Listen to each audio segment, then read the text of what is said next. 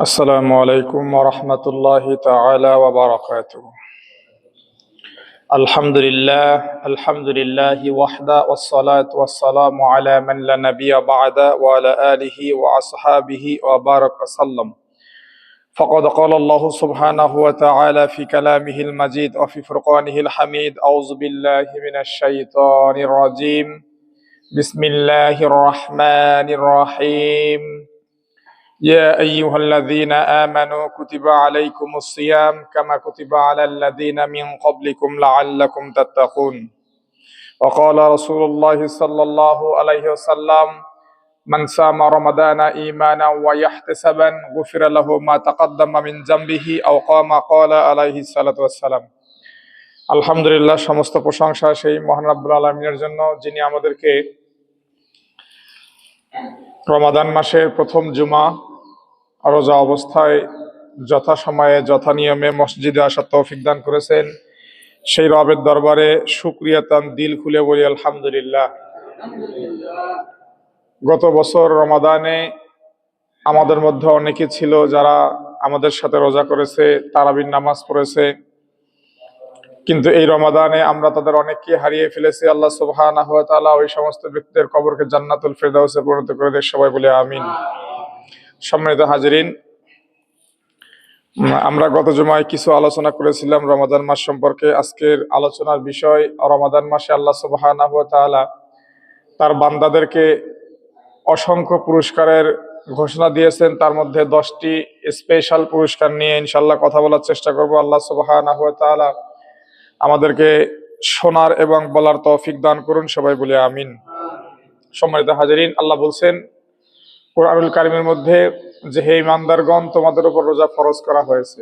গত জুমায় বলেছিলাম আল্লাহ বলতে পারতেন হে পৃথিবীর মানুষ, তোমাদের উপর রোজা ফরজ করা হয়েছে। তার মানে আল্লাহ ইমানদারকে ডেকে বললেন, এই রোজা যারা রাখতে পারবে তারাই ইমানদার। সোজা সাপটা কথা, এই রমাদান মাসে যারা রোজা রাখতে পারবে তারা ইমানদার, এটা আল্লাহ বলছেন। কারণ ইমানদার না হলে তার পক্ষে রোজা রাখা সম্ভব না। আল্লাহ কোরআনের অসংখ্য জায়গায় বলছেন ইয়া আইয়ুহান নাসু উবুদু রাব্বাকুমুল্লাযী খালাকাকুম। আল্লাহ বলছেন হে পৃথিবীর মানুষ, তোমরা তোমাদের প্রভুর ইবাদত করো, তোমাদের প্রভুর দাসত্ব করো। ইয়া আইয়ুহাল ইনসান মা গররাকা বিরাব্বিকাল কারীম। হে পৃথিবীর মানুষ, কে তোমাকে রবের স্মরণ থেকে গাফেল করে রেখেছে? সব জায়গায়, অধিকাংশ জায়গায় আল্লাহ বলছেন হে পৃথিবীর মানুষ।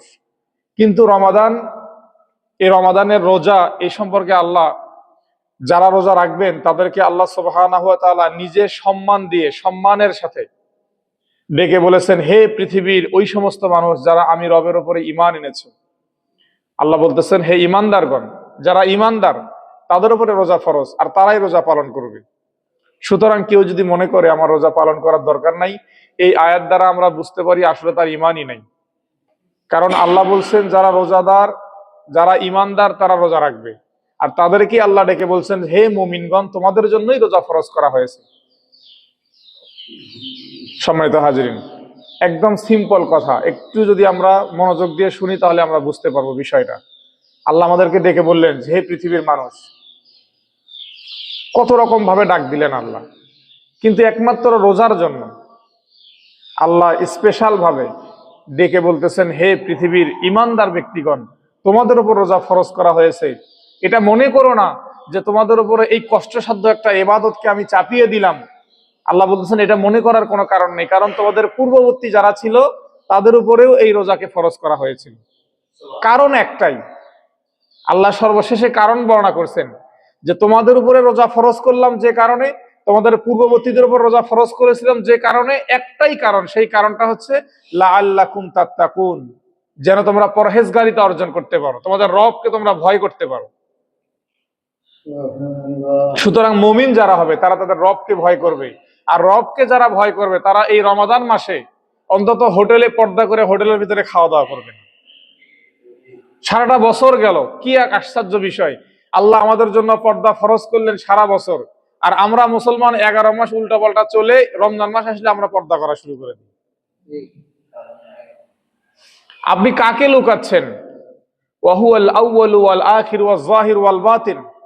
আল্লাহ বলতেছেন তিনি প্রথম, তিনি শেষ, তিনি প্রকাশ্য, তিনি গোপন, তার কাছ থেকে পৃথিবীর কোনো কিছু গোপন করা সম্ভব না। আপনি পৃথিবীতে আপনার সমাজের কোনো মানুষকে, আপনার সমাজের কোনো দায়িত্বশীল ব্যক্তিকে, বা আপনার সমাজের কোনো মেম্বার সাহেবকে, আপনার সমাজের চেয়ারম্যানকে, অথবা সমাজের শিক্ষিত কোনো সমাজকে আপনি লুকিয়ে পর্দা করে হোটেলের ভিতরে খাওয়া দাওয়া করতেছেন, এটার দ্বারা কি বোঝাচ্ছে? এটার দ্বারা বোঝাচ্ছে আপনি স্বয়ং আল্লাহ সুবহানাহু ওয়া তাআলার যে বিধান, এই বিধানকে তো পালন করতেছেন না, উল্টা সেই বিধানকে আপনি হেয় প্রতিপন্ন করতেছেন।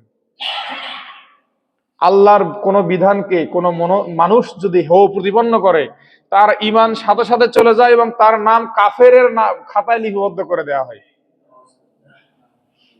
সম্মানিত হাজিরিন, এই যে রমাদান মাস, যে মাসের ফজিলত সম্পর্কে গত জুমায় বলেছিলাম, এই রমাদান মাসে কোনো ব্যক্তি যদি 2 রাকাত নফল নামাজ পড়ে, এই রমাদানের বাহিরে 70 রাকাত নফল নামাজ পড়লে যে সওয়াব, সেই সওয়াব তার আমলনামায় লিখে দেওয়া হয়। এই রমাদান মাসে যে ব্যক্তি 2 রাকাত ফরজ নামাজ পড়ে, সে রমাদানের বাহিরে এরকম 70 রাকাত ফরজ নামাজ পড়ার সওয়াব তার আমলনামায় লিখে দেওয়া হয়। আজকের আলোচনার মধ্যেও বিষয়টা চলে আসবে। আজকের আলোচনার বিষয় আগে বলেছিলাম যে রমাদান মাসে রোজাদার ব্যক্তিদেরকে আল্লাহ সুবহানাহু ওয়া তাআলা যে 10টি পুরস্কার, একটু দেখেন আমাদের এই পুরস্কারগুলো দরকার আছে কিনা। আজকের প্রত্যেকটা পুরস্কারের বিষয়ে আলোচনা করব এবং আপনাদের কাছ থেকে ওয়াদা দেব। যদিও আমি জানি মসজিদে যারা আসছেন সবাই রোজা আছেন, আর আমরা যারা রোজা রাখতেছি না তারা তো মসজিদে আসতেছি না, তাদের কথা রোজাই দেখি না, মসজিদে গিয়ে কি করব। সম্মানিত হাজিরিন, কোন ব্যক্তি কেন্দ্রিক, মাঝখানে একটা কথা বলে নি, কোন ব্যক্তি কেন্দ্রিক কোন ইসলামিক বিধানকে কখনো জোর করে কারো উপর চাপিয়ে দেওয়া যায় না, কিন্তু রাষ্ট্র চাইলে এটা সম্ভব। রাষ্ট্রীয় বিপ্লবের মাধ্যমে একটা রাষ্ট্রে একটা ইসলামিক বিধানকে জনগণের উপরে চাপিয়ে দেওয়া মুহূর্তের মধ্যে সম্ভব, শুধু রাষ্ট্রপ্রধান বললেই এনাফ। কিন্তু কোনো ব্যক্তি কখনো কোনো ব্যক্তির উপরে কোনো বিধান, ইসলামিক বিধান বা কোনো রাষ্ট্রীয় বিধান জোর করে চাপিয়ে দেওয়ার কোনো অবকাশ নাই। আমাদের দেশীয় আইনেও নাই, আমাদের কোরআনেও নাই। বলা হয়েছে যে জোর করে চাপিয়ে দেওয়া যাবে না, মানুষকে বুঝাতে হবে। আল্লাহ তার রাসূলকে বলছেন, ইন্নাকা আনতা মুযাক্কিরুল লাস্তা আলাইহিম বিমুসাইতির, হে রাসূল আপনি মানুষকে ভয় দেখিয়ে পিটিয়ে আপনি ধর্মের মধ্যে নিয়ে আসবেন, এই দায়িত্ব আমি আপনাকে দেই নাই। আমি আপনাকে দায়িত্ব দিয়েছি আপনি শুধু প্রচার করবেন, আপনি শুধু প্রসার করবেন। কে আপনার কথা মানবে আর কে আপনার থেকে মুখ ফিরিয়ে নেবে, এই বিচার করার জন্য আমি রবে যথেষ্ট। সম্মানিত হাজিরিন, আসুন আমরা আমাদের আলোচনার দিকে চলে যাই। রোজাদারের জন্য যে 10টি পুরস্কারের কথা, 10টি পুরস্কার বলতে 10টি মর্যাদা আর কি। রোজাদারের জন্য আল্লাহ সুবহানাহু ওয়া তাআলা 10টি মর্যাদার কথা বলছেন। এই 10টি মর্যাদার মধ্যে প্রথম যে মর্যাদা, সেটা হচ্ছে, এটা আমরা সবাই, প্রত্যেকটা মানুষ প্রত্যেক নামাজের পরে আমরা এই কথা বলি। ইমাম সাহেব বলে, মুসল্লি যারা তারা বলে, যারাই নামাজ কালাম করি তারাই বলি, আল্লাহ আমাদের জীবনের সব গুনাহগুলো মাফ করে দাও। বলি কিনা আমরা এই কথা?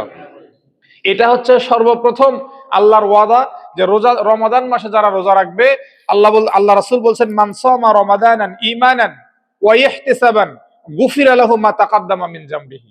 রমাদান মাস যখন আসবে, এই মাস শুরু হওয়ার সাথে সাথে যে ব্যক্তি এই রমাদানের রোজা রাখবে, আল্লাহর রাসূল বলছেন, বুখারী মুসলিম উভয় হাদিস শরীফের মধ্যে হাদিসটা আসছেন, আল্লাহ রাসূল বলছেন, গুফিরা লাহু মা তাকাদ্দামা মিন জামবিহি, তার অতীত জীবনের সমস্ত গুনাহগুলো মাফ করে দেওয়া হয়।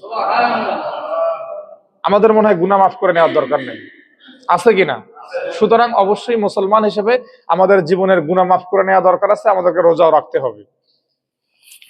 সম্মানিত হাজিরিন, খুব সংক্ষেপে আলোচনা করব, লাস্টে মসজিদের উন্নয়নমূলক কিছু কথা বলা লাগবে, আপনারা একটু মনোযোগ দিয়ে শুনবেন, একটু দ্রুত করার চেষ্টা করব। 2 নাম্বার বলা হচ্ছে রোজার প্রতিদান। পৃথিবীতে আল্লাহ সুবহানাহু ওয়া তাআলা যত আমল মানুষ করবে, প্রত্যেকটা আমলের জন্য 2 জন ফেরেশতা রেখে দিয়েছে। তার এই ভালো আমলগুলোকে একজন ফেরেশতা লিখবে, আর খারাপ আমলগুলোকে আরেকজন ফেরেশতা লিখবে।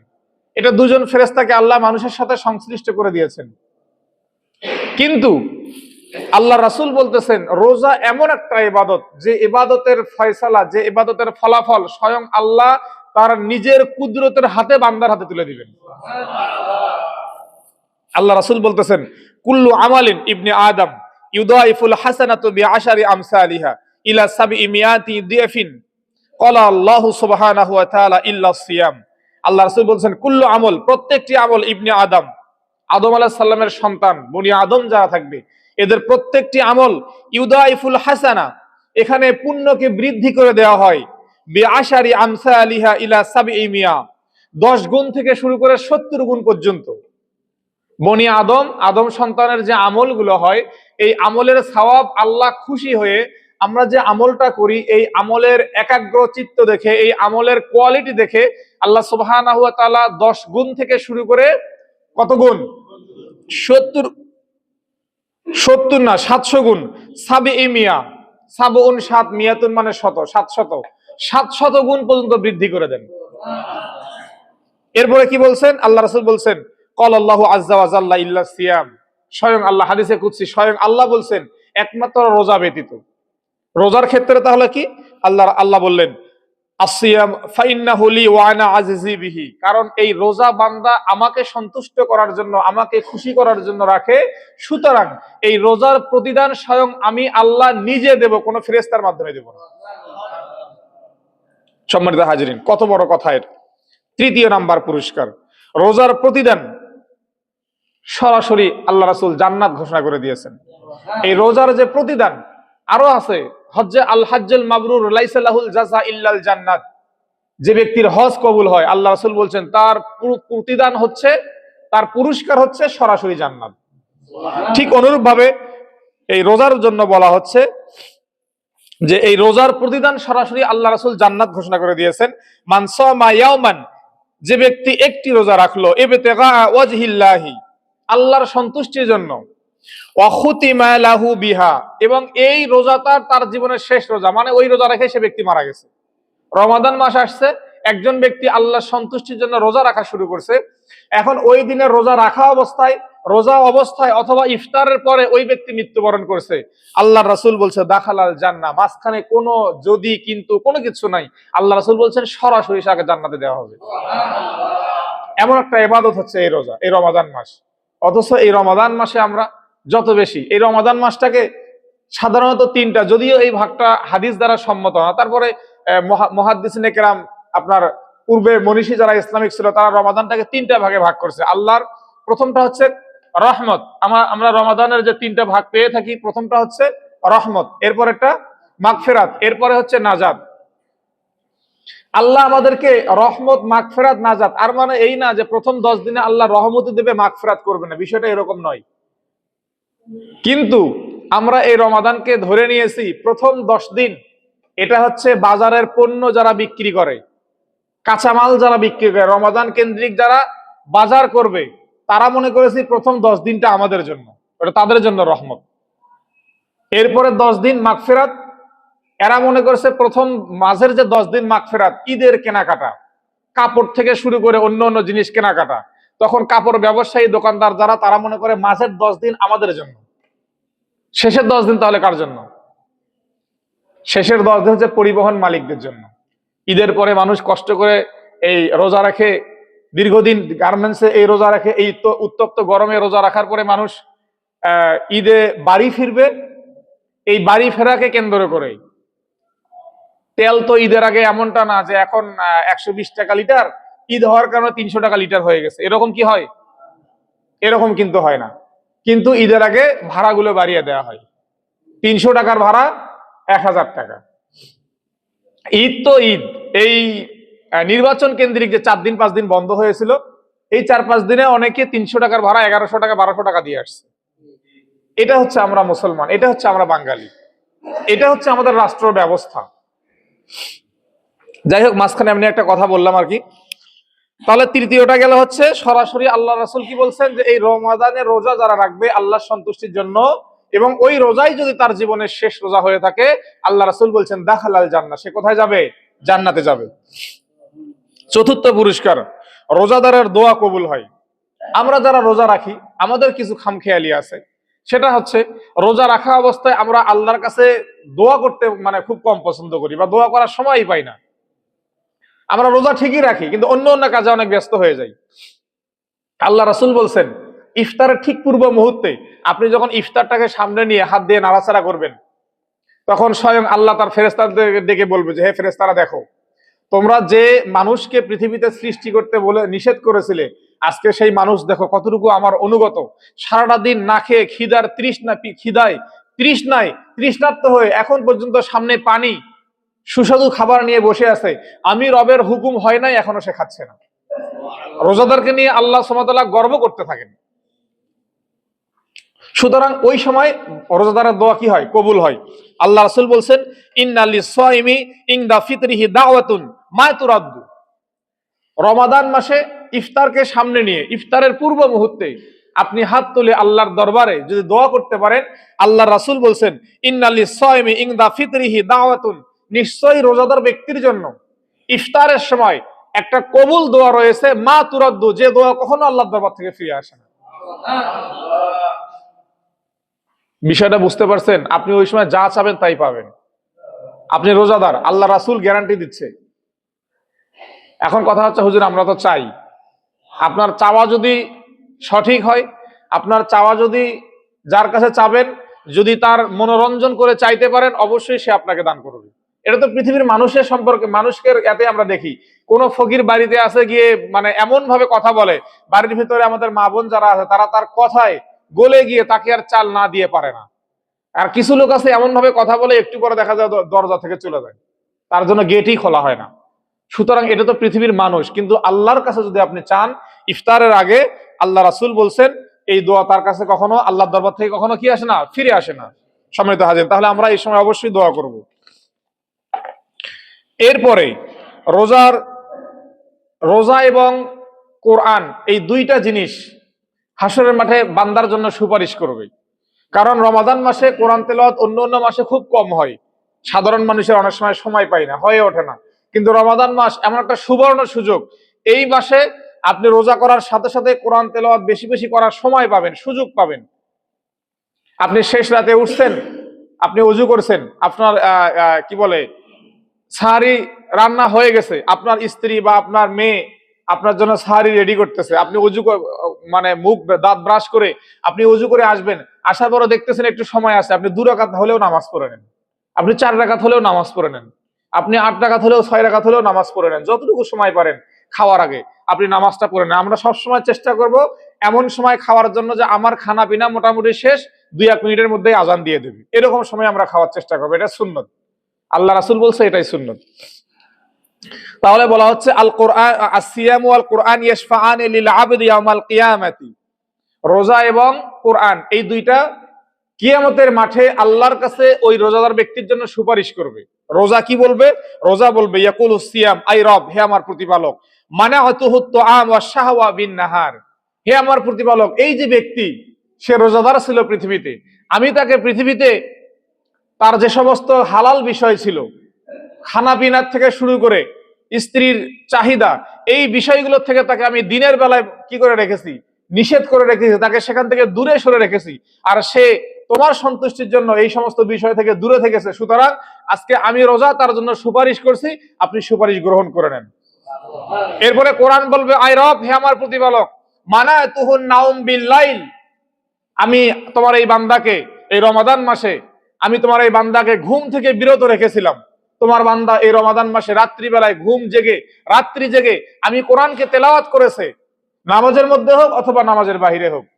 তখন সেই কোরআন বলবে ফাশাফিনি ফিহি, হে আমার প্রতিপালক, আমি কোরআন তোমার কাছে সুপারিশ করতেছি, তুমি তোমার এই বান্দার পক্ষে আমার সুপারিশ গ্রহণ করো। সম্মানিত হাজিরিন, এরপরে 6 নম্বরের মধ্যে বলতেছে হাসরের মাঠে বিশেষ পানি পান করানো হবে। আপনারা সবাই জানেন যে শীতকালে যে রোদ উঠছে, 10 মিনিট থাকা যাচ্ছে না রোদের মধ্যে। তাহলে গ্রীষ্মকালে যে রোদ, আমরা গত 2-1টা রোজা দেখেছি কি পরিমাণে প্রচুর তৃষ্ণা মানুষের ছিল, এরপরে মানুষ কষ্ট করে রোজা রেখেছে।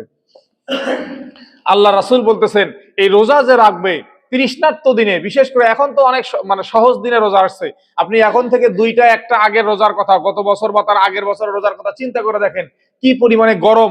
এরপরে আপনার জ্যৈষ্ঠ মাসে একবার রোজা হলো, এই খুব বেশি দিন না, 2-1 রোজা আগে মানুষ এই রোজা অবস্থায় যারা পারছে, যারা রোজা অবস্থা তারা তাদের এই গৃহস্থলী যে কর্মকাণ্ডগুলো তারা করছেন, তৃষ্ণায় কলিজা ফেটে গেছে, কিন্তু রবের ভয়ে তারা কখনো পানি পান করে নাই। আল্লাহ রাসূল বলতেছেন হাসরের মাঠে যেদিন আরশের সাহাবীদের কোনো ছায়া থাকবে না, মানুষের তৃষ্ণায় মানুষের জিহ্বা নাভি পর্যন্ত নেমে যাবে, মানুষের জিহ্বা আপনার এই কি বলে কার্তিক মাসে কুকুর যেরকম তার জিহ্বা দিয়ে লালা চলে আসে, জিহ্বা বের হয়ে যায় 1-1.5 হাত, মানুষের জিহ্বা তার নাভি পর্যন্ত চলে যাবে তৃষ্ণায়। ওই দিন আল্লাহ রাসূল বলতেছেন রোজাদার যারা হবে আল্লাহ সুবহানাহু ওয়া তাআলা তার নিজের জন্য ওয়াজিব করে নিয়েছেন ওই বান্দাদেরকে তার স্পেশাল পানি পান করানোর জন্য, যে পানি পান করার কারণে তার আর কখনো তৃষ্ণা তার জীবনে আর কখনো আসবে না হাউজে কাউসারের পানি। সম্মানিত হাজিরিন, এরপরে 7ম নম্বরে বলা হচ্ছে রোজাদারের মুখের গন্ধ মেশকে আম্বর থেকেও। এই রোজা অবস্থায় আমরা দিনের বেলা যথাসম্ভব কেউ ব্রাশ করব না। ব্রাশ করার প্রয়োজন হলে আপনি শেষ রাতে খাওয়ার আগে ব্রাশ করবেন। এরপরে সারাদিন মুখ না ধোয়ার কারণে, দাঁত ব্রাশ না করার কারণে আমাদের মুখের ভিতরে যে এক ধরনের গন্ধ উৎপন্ন হয়, আল্লাহ নিজে বলতেছেন, আল্লাহ রাসূল বলতেছেন, এই গন্ধ আল্লাহর নিকটে এত প্রিয়, পৃথিবীতে সব থেকে শ্রেষ্ঠ গন্ধ সুগন্ধ হচ্ছে মিশকে আম্বর। এই মিশকে আম্বরের থেকে আল্লাহর কাছে সবচেয়ে বেশি প্রিয় রোজাদারের মুখের গন্ধ। সম্মানিত হাজিরিন, এটা হচ্ছে রোজার আপনার পুরস্কার। এরপর 8ম নাম্বার, রোজাদার ব্যক্তি যারা, তারা জান্নাতের একটা স্পেশাল দরজা থাকবে, রাইয়ান। এই রাইয়ান নামক দরজা দিয়ে প্রবেশ করবে। আল্লাহ রাসূল বলছেন, ইন্না ফিল জান্নাতি বাবান ইউকাল লাহু রাইয়ান ইয়াদখুলু মিনহু সাইমুন ইয়াউমাল কিয়ামাতি। কিয়ামতের সমস্ত হিসাব নিকাশের পরে রোজাদারের জন্য আল্লাহ সুবহানাহু ওয়া তাআলা তার যে জান্নাত বানিয়ে রেখেছেন, সেখানে রাইয়ান নামক একটা স্পেশাল দরজা তৈরি করা থাকবে। ওখানে লেখাই থাকবে এই দরজায় একমাত্র রোজাদার যারা বান্দা তারাই প্রবেশ করতে পারবে। যখন সমস্ত রোজাদার এই দরজা দিয়ে প্রবেশ করবে, আল্লাহ রাসূল বলছেন এই দরজা বন্ধ করে দেওয়া হবে, আর দ্বিতীয় কেউ এই দরজা দিয়ে প্রবেশ করতে পারবে না। ওই দরজায় কোনো নবী না, কোনো রাসূল না, কেউ প্রবেশ করতে পারবে না।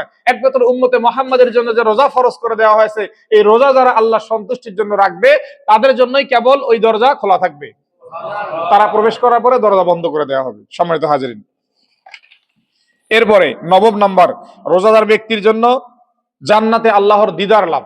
যারা রোজাদার ব্যক্তি হবে তারা সরাসরি আল্লাহর জান্নাতে স্বয়ং আল্লাহকে তারা দেখতে পারবে। সুবহানাল্লাহ। যে রবকে পৃথিবীতে কারো চর্মচক্ষে দেখা সম্ভব হয়নি। স্বয়ং নবী মুসা বলেছিল, হে আমার রব, আমি আপনাকে দেখতে চাই। আল্লাহ বলেছেন, লান তারানি মুসা, কখনোই আমাকে দেখা সম্ভব না, পৃথিবীর চামড়ার চোখে আমি রবকে দেখা সম্ভব না। তারপর সে যখন জেদ ধরছে, এই ইতিহাস আপনারা জানেন। তারা স্বয়ং রোজাদারের জন্য 2টা খুশি। আল্লাহ রাসূল বলছেন, লিসাইমি ফারহাতান ফারহাতুন ইনদাল ফিতরি। একটা খুশি হচ্ছে ইফতারের সময়, যেটা আগেও বলেছি। ইফতার করার পরে সারা দিনের যে ক্লান্ত শরীর, আপনি ইফতার করার পরে দেখবেন আপনার শরীরটা মনে হয় একদম আগের মতো সতেজ হয়ে গেছে, আর কোনো বিরক্তি ক্লান্ত আপনার ভিতরে আর কাজ করতেছে না।